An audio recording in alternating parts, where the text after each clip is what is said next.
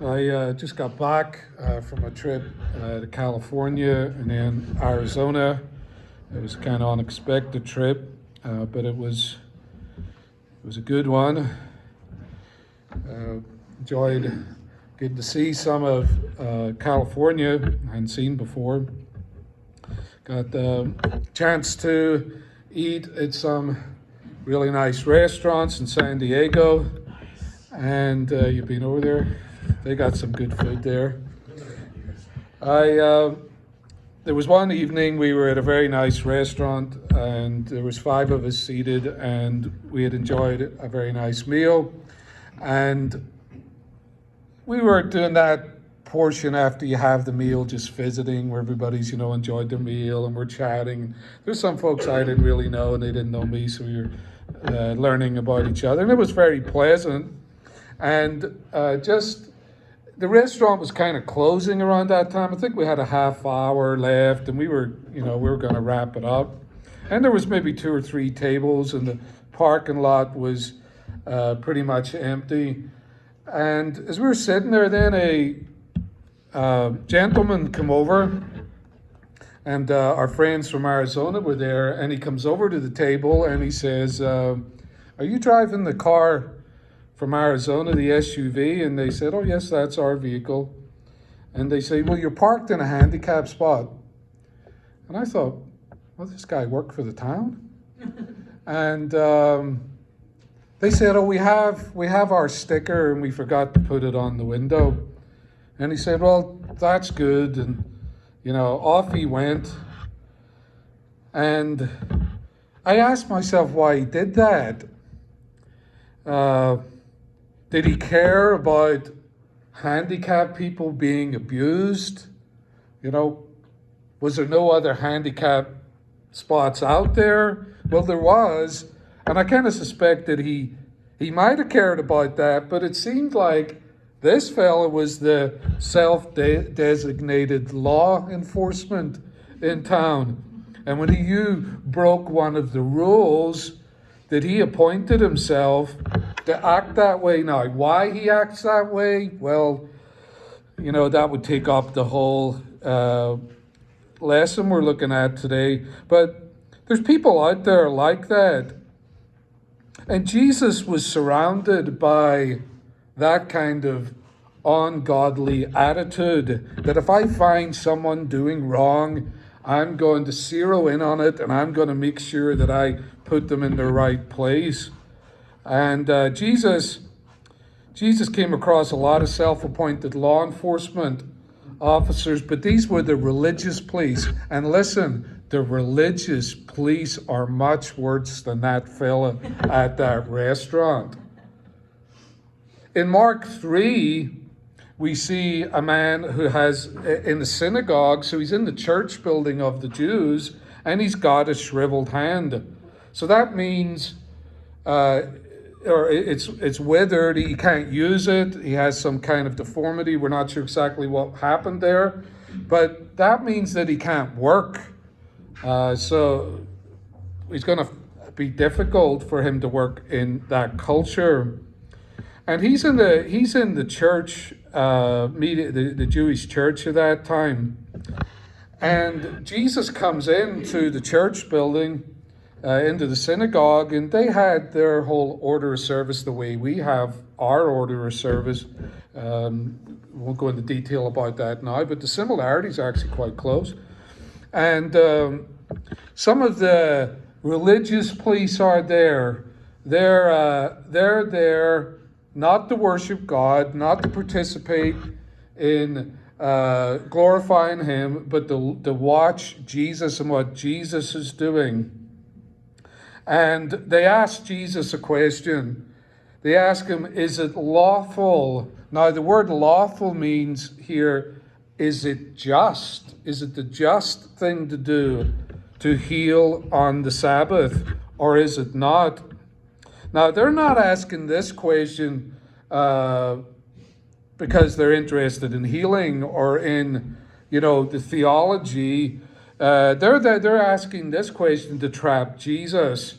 And the reason for that is because Jesus is getting more followers than they have, and they're concerned that everybody's going to follow him, and suddenly the religious police will be out of a job. It's all political in nature, but they're looking for a reason to kill him. This is how crazy and psychotic religious police can get. They will put you to death if they get the opportunity, if you break their religious laws.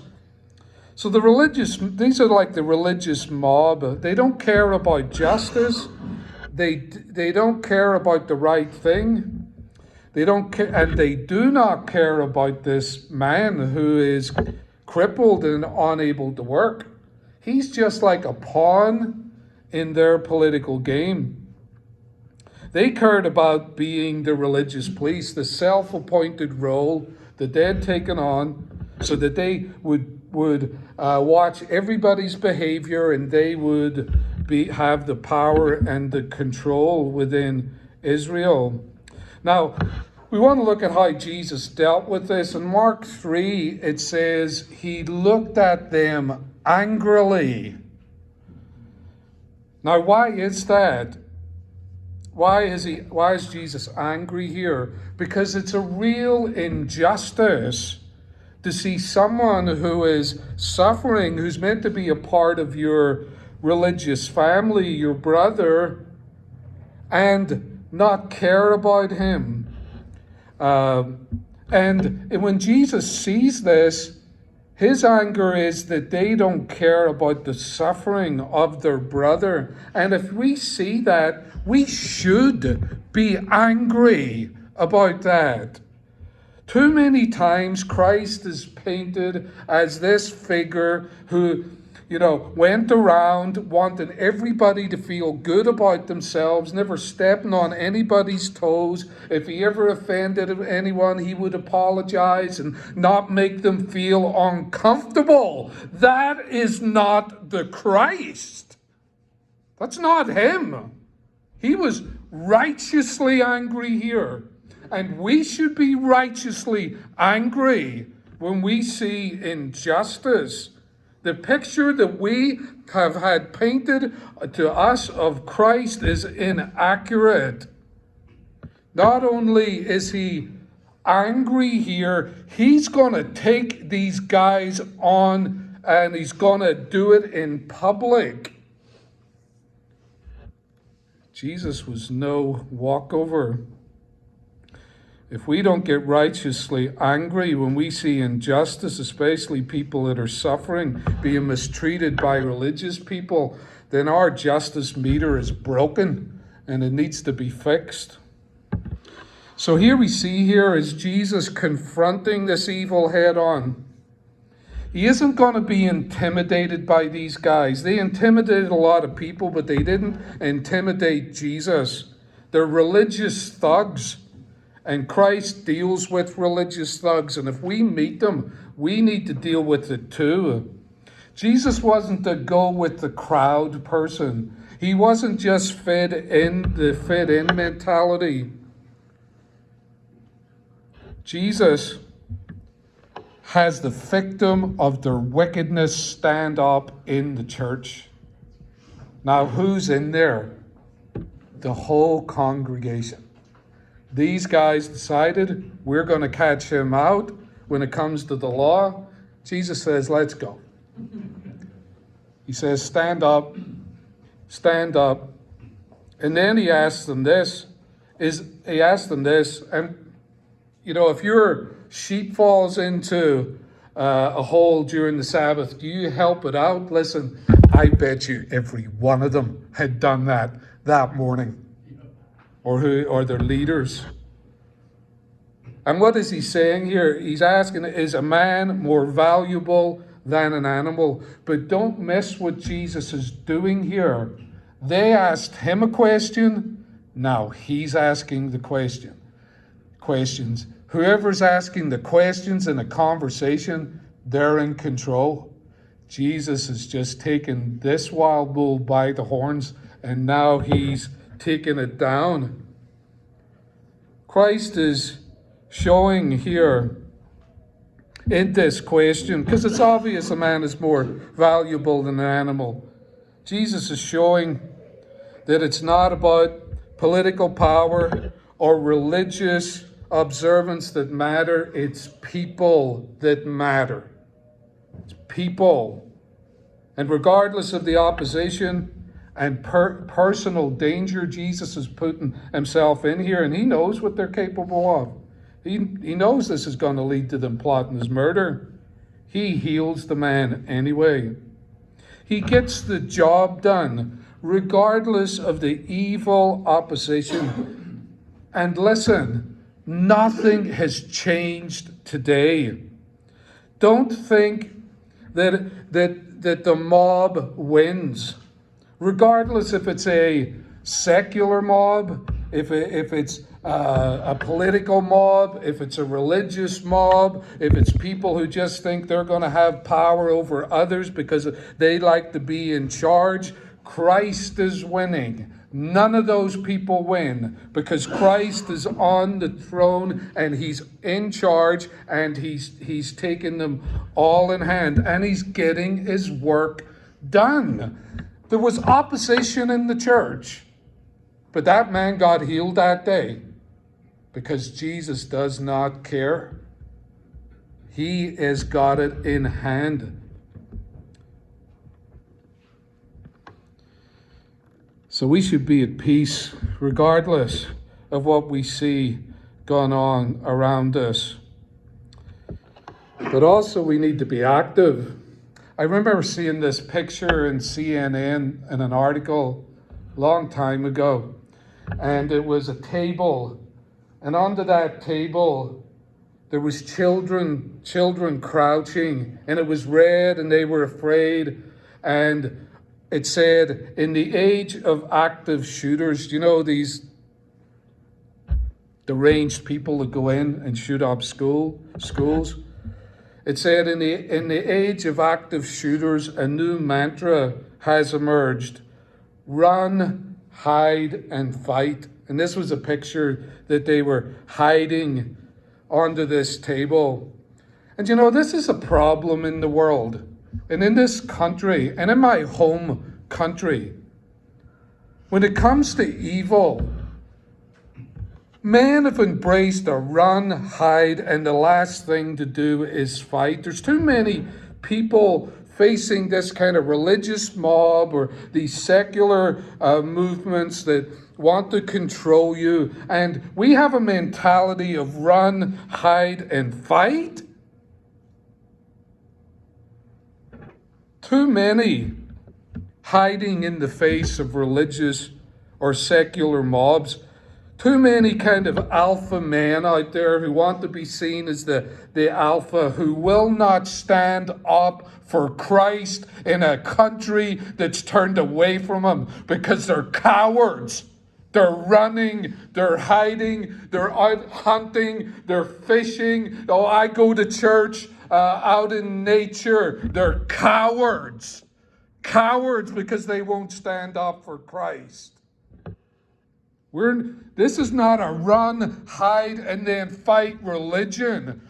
We're Christians are the only ones standing up to the wickedness in this world, be it religious or secular. We're not in the running business. And in this country, there's been too much of it. We're being told fighting evil is a last resort when it needs to be done today, wherever we find it, wherever we see it, wherever it emerges its ugly head. And the worst of it is religious in nature. We should in no way back down. Jesus does not back down. We're not in the backing down business. God calls us to fight for Christ, to fight for Christ-centered truth, and to fight for Christ-centered justice, wherever we find injustice. And then we look at the world around us and we think, well, the chaos is too much. The chaos is so bad. What's the point? What difference will our standing up for Christ fighting for Christ and truth and fighting for Christ and justice, what will a difference make? It doesn't matter what I do. Who would be telling us that? Where would that message come from? That you don't make a difference. I suspect our enemy might be pushing that into our minds through the media or whatever, the nightmare we see going on around us, and we come back to this. It doesn't matter what I do. Plutarch said this of the Spartans. The Spartans were the elite warriors in Greece. No one could touch them. They took a child from when he was born and made him a killing machine, a literal killing machine. And Plutarch said this. I had a saying about the Spartans. They don't ask how many, but where are they? They don't ask how many, but where are they? What's that mean? Spartans didn't care how many guys you brought with you. They wanted to know where you are so they could kill you. They knew numbers meant nothing. Brothers and sisters, in this country today, numbers mean nothing.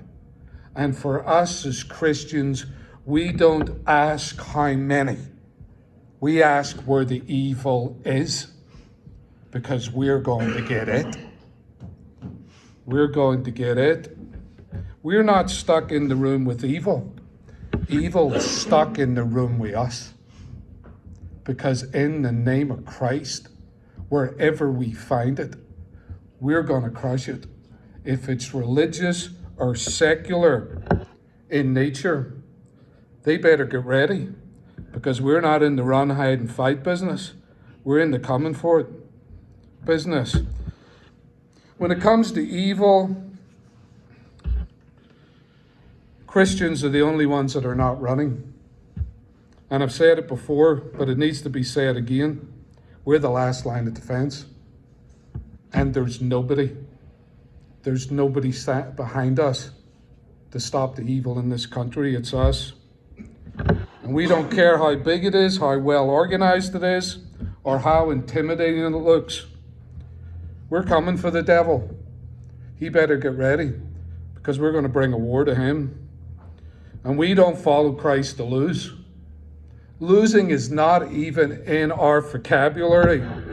We don't even contemplate the idea that evil is winning or will beat us, because Christ is risen from the dead and he's on the right hand of the Father, and we're his soldiers. And he is leading us, and he is victorious, and we're going to follow him. There is no such thing as defeat with us. Now, how do we do this job?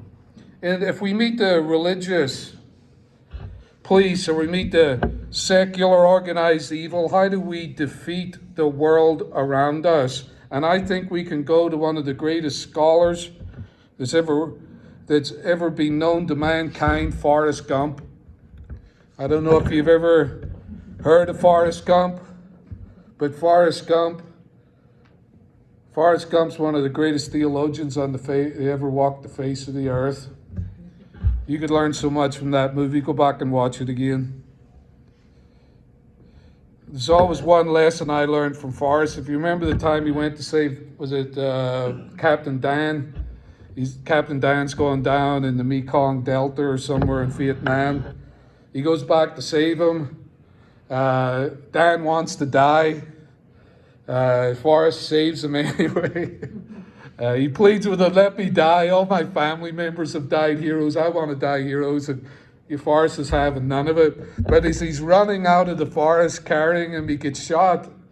And of course he gets shot in the rear end, right? He said it was $1 million wound, but I never got that $1 million. But then he goes to hospital. He's in hospital. He's eating all kinds of ice cream. He's getting free ice cream. He's got the wound bandaged, and then there's Captain Dan, or Lieutenant, I can't remember what his rank was, and he's there as well. He crawls up to him and, with hating his voice. Why did you save me? You should have let me die. But anyhow, Forrest is bored and he watches two of the guys that are recovering playing table tennis, and he's watching them playing table tennis, and he says, "Then what game is that?" And they're like, "Yes, it's, or ping pong. We call it ping pong here," and he's fascinated by it. And one of the guys comes over to him and he has a ping pong ball and he puts it up to him and he says, "The key to this game, Forrest, is never take your eye off the ball." And Forrest listens. He's a good listener. And so when the guy moves the ball, Forrest is watching it. And the guy's moving up here, Forrest is watching. Every time the ball is moved, Forrest is watching it. And then when he's able to get up, he starts playing ping pong. And, months later, he's playing with two bats, or two paddles. And he represents the United States of America in the Olympics and wins the gold, and all of that goes on. A great movie, a lot to be learned there. Listen, the key to defeating the secular religious injustice in this world is to never take your eyes off Christ. Never take your eyes off Jesus. If Christ is here, we look here. If Christ is there, we look there. If Christ is there, we are going to be locked into, and we're going to fix our eyes on Jesus, the author and perfecter of our faith. Don't fix your eyes on the evil. There's many people hitting us with a message about all the evil that is around us and the terrors and the things that are coming, the collapse of society or whatever it might be. Don't fix your eyes on it. Fix your eyes on Christ. Don't fix your eyes on people's cunning plans. All kinds of men are coming along and offering us solutions to the state of the country, or they'll come along and offer us solutions to how to grow your church and get more people to come here and get yourself a building. All of that. Don't focus on that. Don't listen to that. Fix your eyes on Jesus. Don't lose your focus on Christ. Don't ever compromise the truth of Christ. We must stand with Christ in truth and in justice as he did, regardless of the mob mentality and regardless how it affects our lives. We must stand with Jesus, who stood for the suffering and for the hurting and wouldn't let anybody get in the way of healing them. And I put this to you as well. And at times we can miss this. Don't forget the power of the little things. The little things, they count. Jesus said this in Matthew 10, or maybe it's Matthew 10:40. He who gives a cup of water to one of these little ones in my name will not lose his reward. The Father sees the smallest of it. Every little opposition to evil and every little kindness done is rewarded by the Father. Now, so don't underestimate that food that you're cooking and sharing with others. Don't underestimate that giving a ride to someone here and there or helping them get their car fixed. And we all know there's quiet where people are hurting and there's cash handed out the way Jesus said to do it. When nobody else knows, you don't let your right hand know what your left hand's doing. Don't underestimate that. All those little things, are attacks on evil, are kindness to those that are hurting. And it all adds up when it comes to this war against evil. Don't underestimate the power of small things. August Landmeiser, a German name, is seen in a picture, must have been around 1935 when the Nazis had taken over Germany. There's a picture of a big rally. They were at a boat yard. They got all the dock workers out. They were building all the Nazi ships. And they get them all out because Hitler's coming into town. So, the great leader, he has to be worshipped and adored and stuff. So they get like tens of thousands of people out. And you see them all giving the Hitler salute. And in the middle of the picture, there's one guy standing like that. It's August. He wasn't getting on board. He wasn't getting on board. Christians, that's us. We don't get on board.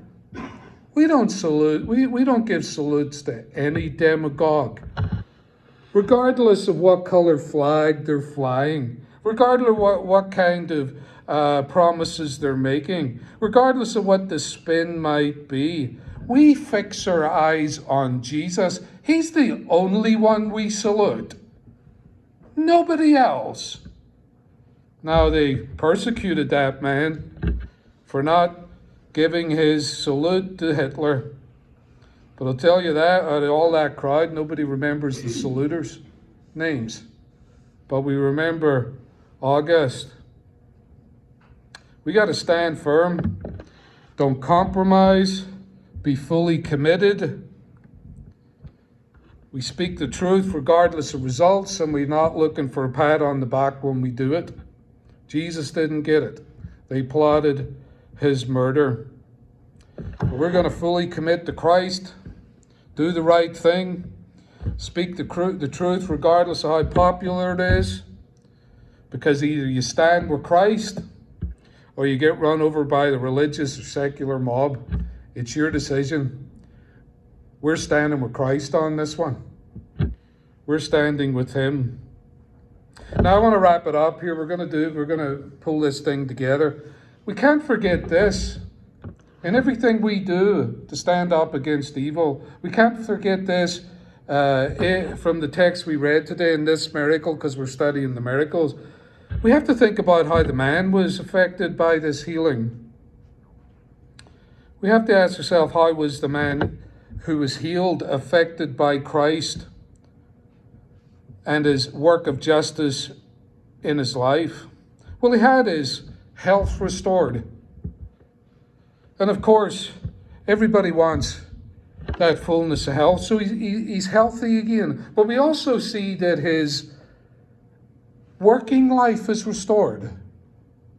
He's now able to go back to whatever his career path was. He's able to become a productive, and I don't like that word, but a productive member of the community. But most importantly, the man who they overlooked and didn't care about, who was undervalued by those who should have loved him, has his dignity restored. Because he was made in the image of God, and he had value regardless of how the religious police looked at him. And he has his value and dignity restored. Do you know, as we stand with Christ and go and war against evil, and as we together as a community, this isn't the solar expedition, this is a community work that we do in spreading the gospel and telling the truth and calling people to Jesus. Through that work, through what Christ is doing in us, people are being healed. Like this man. Maybe not physically healed. If Christ wants to do that, he can do that. We're open to whatever he does. But we need to see that our work is more important than physical healing. It's spiritual life. Spiritual life. The disease of sin is worse than physical disease. It cripples people from within. But what we're doing in warring against evil and offering them the sacrifice of Christ is bringing them spiritual life from the dead through the blood of Jesus. And through us, Christ is working in broken lives. Like the man was broken with the crippled hand or the withered hand and had his life put back together again. We are helping put people's lives back together again. Let's not underestimate the importance of what we're doing as we preach and teach Christ and stand against evil. And lastly, what he's doing is he's restoring their dignity. Sin wipes away your dignity. You get undervalued by the people around you, and you undervalue yourself. And the gospel of Christ helps people to understand how valuable they really are. And that they should be treated with dignity and love, regardless if they're some of the homeless people that I saw in San Diego. We have a message to restore those people, and Christ has the power to do it and give them back the dignity and help them to understand how valuable they are. That's our work. So let's think about what we're doing now. All of these truths revolve around why Jesus went to the cross. Do you remember it's interesting here. Do you remember the man's hand was withered? It couldn't be used. And Jesus was nailed to the cross. By the hands. By the hands. But as his hands were nailed to the cross, his work was not being impeded. He was doing his work. Those nail-printed hands restore the life of the sinner, of the broken, of the undervalued. And keep in mind that your hands are now his hands. Your hands are being used by him, and we together as his people are his hands to bring the life, the justice, and the dignity back to men and women who've been crippled by sin. That's what this supper speaks to us about today. As we take the bread and the fruit of the vine, let's remember that we're making a commitment to Christ to go to war today, to stand up against any religious or secular evil that comes around us or we find in ourselves. We're saying to him, we're on board. We're your soldiers. Let's go get the evil around us.